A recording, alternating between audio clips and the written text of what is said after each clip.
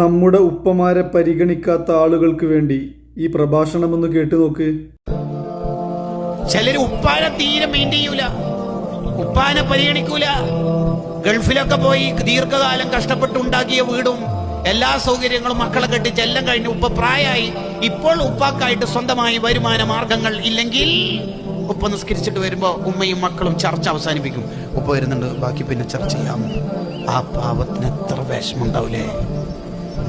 ഉപ്പ പൊതുവെ കരയൂല, ഹൃദയം കൊണ്ട് അങ്ങനെ കരയും. എപ്പോഴെങ്കിലും കണ്ണിൽ വെള്ളം നിറഞ്ഞാലായി. എന്നെ ആർക്കും വേണ്ടാന്ന് തോന്നിപ്പോകുന്നവരാണ് നമ്മുടെ നാട്ടിലെ കൂടുതൽ ഉപ്പമാരും. ആർക്കും വേണ്ടല്ലേ.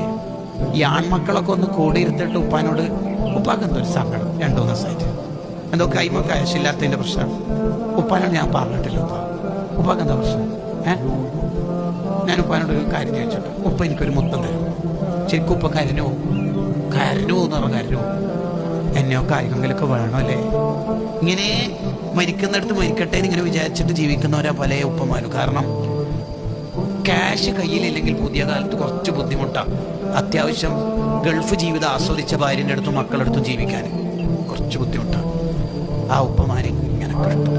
നിസ്കരിക്കുന്ന വരുന്ന ചോറ് കിട്ടിയാലായി എന്ന് ചോദിക്കാൻ പറ്റൂല ഭാര്യനോട്. കാരണം ഓള് മദീനയിലേക്കുള്ള പാതയിലുള്ള ഓൺലൈൻ മജ്‌ലിസിലായിരിക്കും, ചോദിക്കാൻ പറ്റില്ല. കിട്ടിയ